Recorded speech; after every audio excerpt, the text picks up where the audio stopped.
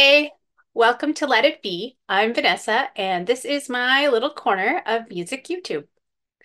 Today I'm just going to do something that's a little lighthearted and silly. I'm just going to talk about this compilation that I have that is, I just really own because it has a ridiculous cover. About, I don't know, before I really started collecting records seriously, probably like 16, 17 years ago, maybe more at this point, I had this now playing placard from a record store in the 80s that you could put a record in. So I had that in my living room.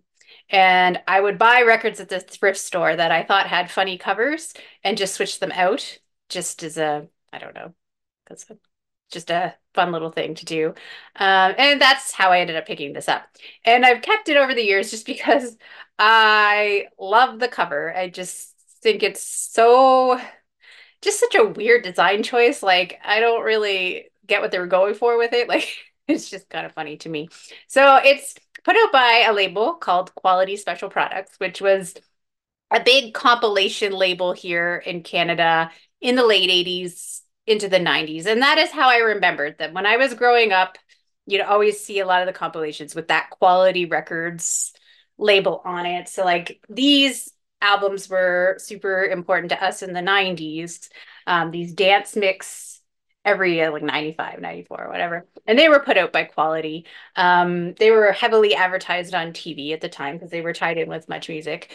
And everybody I knew had those CDs. Like, they were just what a lot of Americans I've noticed called Euro dance, but it's just dance music, just that super kind of thing. And also, I had a lot of cassettes that were sort of 80s related when I was growing up because they were cheap and easy to get. And they also had these compilations that I have such a descriptive title. This is music and a number. So yeah, it is music. Thank you. Yeah, that's very descriptive. But on those covers, they actually have the artists on the album at least. So at least you know sort of what you're getting, which is different than this album I have here.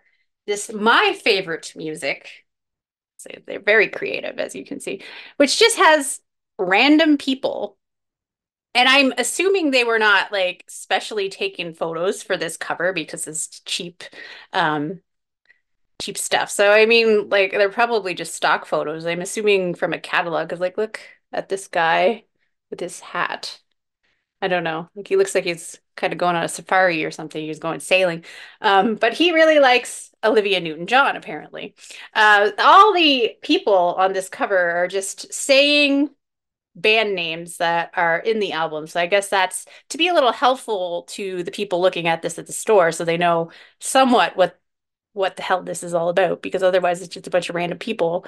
Except for this girl. She just says what. I don't even know why she's there. They could have at least picked another artist to put on there, but it's a pretty weird compilation. Like the music on it is not, I don't know. It's a lot of love songs, I guess. I guess maybe that's the theme they're going for, although you'd think that they would make it more about that if they were going to put it there because like it's got like Nothing's Gonna Change My Love for You by Glenn Medeiros and Secret Lovers by Atlantic Starr. It does have Phil Collins on here, as the cover helpfully points out, and our red sweatered friend is very excited to see. But it's One More Night, so it's another like a slow love song. If Ever You're in My Arms Again by Peabo Bryson. What is Love by Howard Jones. Waiting for a Girl Like You, which is by Foreigner. And of course, this guy's excited and his girlfriend's just like, yeah, for sure. That's all she says. So I guess she doesn't really care. Careless Whisper by Wham is here. Power of Love, Jennifer Rush. So yeah, that's the first side. Very like ballad heavy. And the second side is not really too much different than that. We got Magic by Olivia Newton-John. Midnight Blue by Louise Tucker, which I'm fairly certain is no one's favorite music. I had to listen to it because I didn't know what it was, and I don't know, wasn't too impressed. All Out of Love by Air Supply. What's Love Got to Do with It by Tina Turner, which this guy, he is super excited about her being there. Probably because that's one of the few songs that has a little more energy to it, maybe. Um, Broken Wings by Mr. Total Eclipse of the Heart, Bonnie Tyler, Oh Sherry by Steve Perry, and then our Canadian content pick, Together, the new wedding song by Joey Gregoresh, which also probably not anyone's favorite music. Um, I also had to listen to that.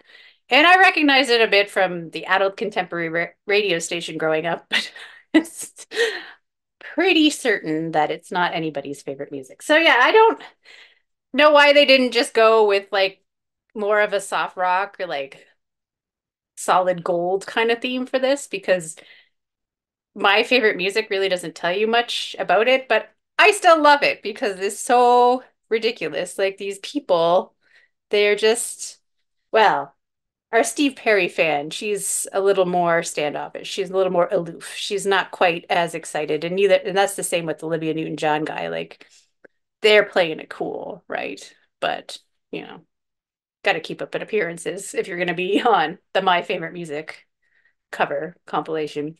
It's a pretty shoddily done compilation too. Like I listened to it once and like songs cut off before they're done.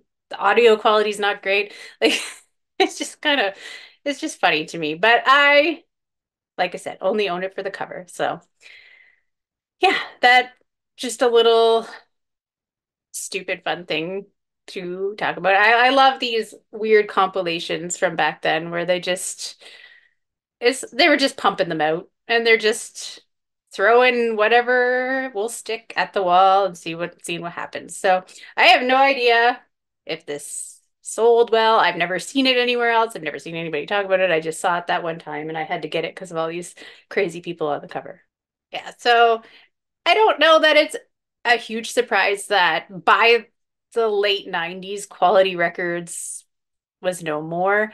They started out initially as in the actually in I think the 1940s, early 50s as like an independent Canadian label that released music as well as was like a shadow label for American labels, like more independent labels that didn't have a Canadian counterpart here. So they were pretty important at one point. But by 1985, they had switched over to this special products only division where they released these very well thought out and um, very well thought out and quality compilations, as you can see. And I guess by the early 90s, they went back to releasing some music again. Like, I guess Dan Hill was the first release of the second phase of quality, but by 1997, they were done. So it is a little sad because they were a big part of growing up, those quality compilations. You saw them everywhere, but I guess everything has its expiry date. So, anyway, till next time.